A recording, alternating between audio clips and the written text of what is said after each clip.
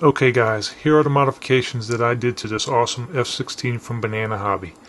It truly is an awesome jet. You just need to do some modifications in order to get this to perform well. These are the modifications I made in order to fly this as a hand launcher and belly lander. I will start with the motor, fan housing, and ESC setup. I installed the Cyclone Power Turbojet 64mm fan housing with a supplied intake lip.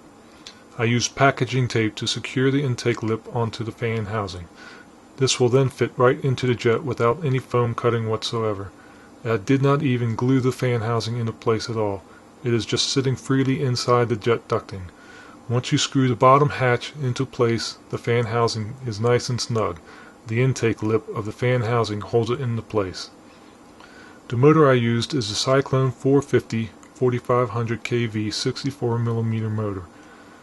You can get the motor and fan housing as a package deal. You can find them EDF Hobbies in the USA and pw-rc.com in Hong Kong. I opted to use a 7-blade fan from Hobby King. This fan has an aggressive pitch to it and it gives it more speed. If you choose to use the Hobby King 7-blade fan, make sure you get the shaft adapter that will fit the fan from Hobby King as well, or you will be doing what I did and drilling out the fan's center hole to fit the Cyclone's shaft adapter. With this 7-blade fan installed, you will be pulling up to 75 amps full throttle, so I used a Cyclone 85 amp ESC. It's nice to have the same brand motor and ESC knowing that they work together. I placed the ESC back as far as possible for several reasons. 1. To add weight to the back of the jet. 2.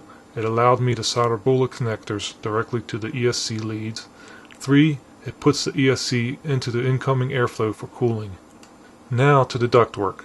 The ducting is not really good on this jet. To improve the ductwork, I added a piece of curved Depron foam and epoxied it onto some step-up blocks.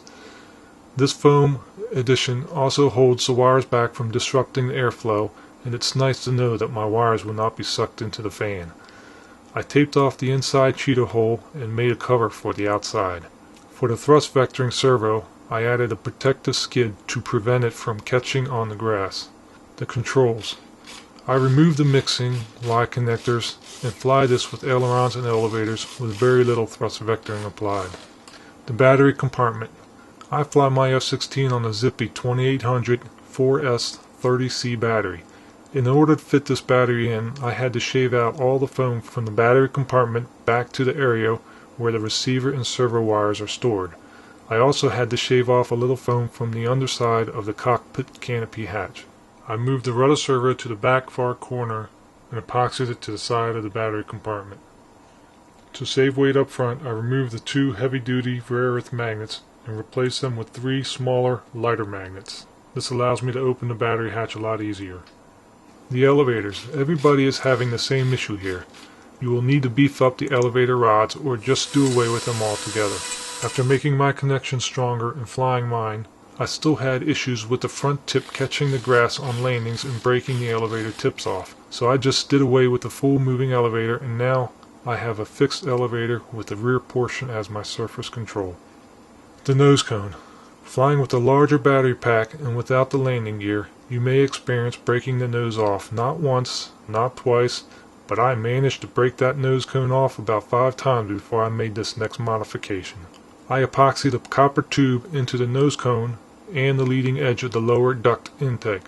I then used a wire to act as a spring to keep the jet from nosing over on the grass landings.